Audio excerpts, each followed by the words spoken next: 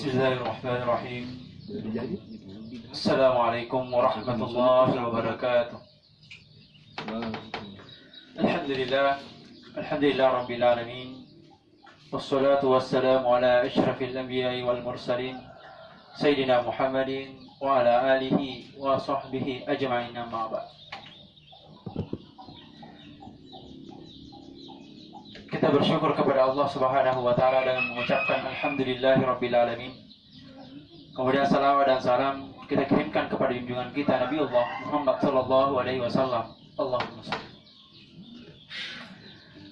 Baik, pada pertemuan kali ini kita akan membahas tentang ilmu tajwid. Apa sebenarnya itu ilmu tajwid dan bagaimana pentingnya kita pelajari ilmu tajwid. Banyak orang yang menganggap remeh, memandang enteng ini tentang masalah tajwid. Padahal ini adalah ilmu yang sangat penting kita pelajari untuk memahami bacaan Al-Quran.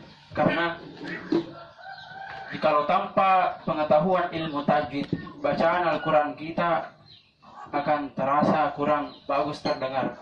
Maka disinilah pentingnya kita harus belajar ilmu tajwid dan juga belajar Al-Quran. Membaca Al-Quran juga itu mempunyai aturan, mempunyai undang-undang bagaimana sebenarnya model bacaannya, aturan bacaannya. Jadi inilah pentingnya ilmu tajwid. Yang pertama-tama kita bahas di ilmu tajwid yaitu masalah pengertian. Apa sebenarnya itu yang dimaksud dengan ilmu tajwid?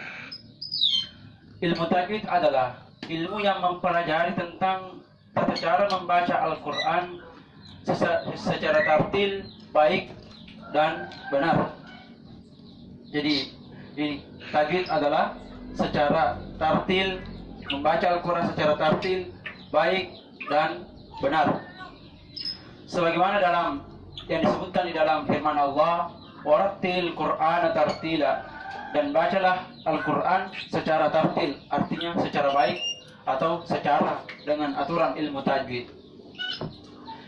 Di dalam ilmu tajwid yang paling banyak ditemukan, yang paling sering ditemukan di Al-Quran yaitu mengenai hukum bacaan nun sukun atau tanwin, fathatain, kasratain, dhammatain. Ini yang paling banyak yang sering ditemukan di dalam Al-Quran.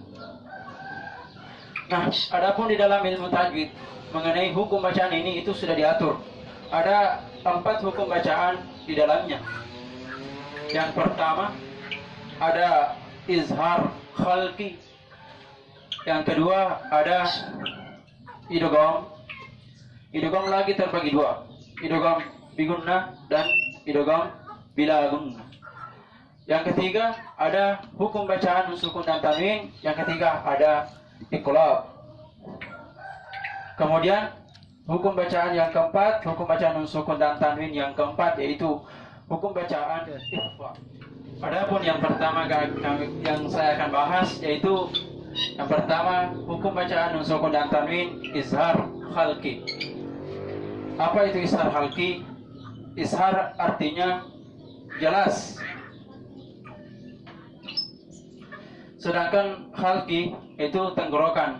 Jadi secara istilah izhar khalqi adalah apabila ada nun sukun atau tanwin bertemu dengan salah satu huruf izhar khalqi, maka harus dibaca jelas dan tidak didengungkan. Jadi itu pengertian secara singkat dari izhar khalqi. Adapun huruf-huruf izhar khalqi yang pertama yaitu ada alif,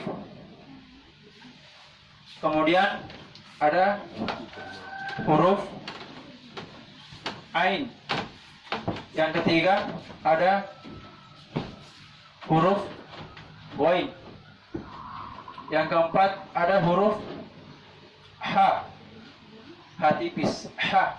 Kemudian yang kelima ada huruf kha. Yang keenam ada huruf H, ini H tebal. Jadi inilah yang keenam huruf ishar halki. Apabila nun sukun atau tanwin bertemu dengan salah satu huruf ishar ini, maka dibaca jelas dan tidak didengungkan. Jadi rumus daripada ishar halki harus dibaca jelas dan tidak didengungkan apabila bertemu dengan salah satu huruf ishar yang ini. Baik, saya sebutkan huruf ishar halki, yaitu alif atau hamzah. Yang kedua huruf ain. Yang ketiga huruf ghain. Yang keempat huruf ha. Yang kelima huruf kha. Yang keenam huruf. Baik, inilah contoh-contoh hukum bacaan sukun dan tanwin dari ishar halki. Yang pertama ada tanwin kasratain bertemu dengan huruf ain, dibaca khuluqin azim. Dibaca, saya ulangi, khuluqin azim. Tidak boleh dibaca khuluqin azim, itu salah. Kemudian yang contoh yang kedua ada nun sukun bertemu dengan huruf kha, dibaca min khawf. Saya ulangi, min khawf. Tidak boleh dibaca min khawf karena itu namanya didengungkan. Kemudian contoh yang ketiga ada dhammatain tanwin bertemu dengan alif, dibaca azabun alim. Saya ulangi, azabun alim. Tidak boleh dibaca azabun alim. Kemudian selanjutnya nun sukun bertemu dengan ha, dibaca min haitsu. Saya ulangi, min haitsu. Tidak boleh dibaca min haitsu karena itu namanya didengungkan. Kemudian contoh yang selanjutnya ada tanwin fathatain bertemu dengan huruf ghain, dibaca qauman ghairakum. Saya ulangi, qauman ghairakum.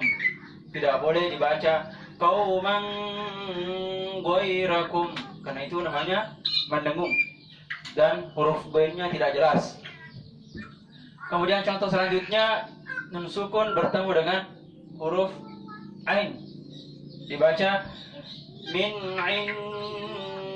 indillahi. Saya ulangi, min indillahi. Tidak boleh dibaca min indillahi, itu salah karena mendengung. Contoh selanjutnya nun sukun bertemu dengan ha, fasolli li rabbika wanhar. Saya ulangi, fasolli li rabbika wanhar. Tidak boleh didengungkan fasolli li rabbika wanhar, itu salah. Kemudian contoh selanjutnya hukum bacaan ishar halki, ada fathatain bertemu dengan huruf kha. Contohnya nidaan khafiyya. Saya ulangi, nidaan khafiyya. Tidak boleh dibaca nidaan khafiyya, nidaan khafiyya karena itu mendengung. Contoh selanjutnya nun sukun bertemu dengan ha tebal, dibaca min hal butun. Saya ulangi, min hal butun. Tidak boleh dibaca min hal butun. Ya. Jadi itulah contoh-contoh dari ishar halki apabila nun sukun atau tanwin bertemu dengan yang keenam huruf ishar. Tidak boleh dibaca, harus dibaca jelas dan tidak didengungkan.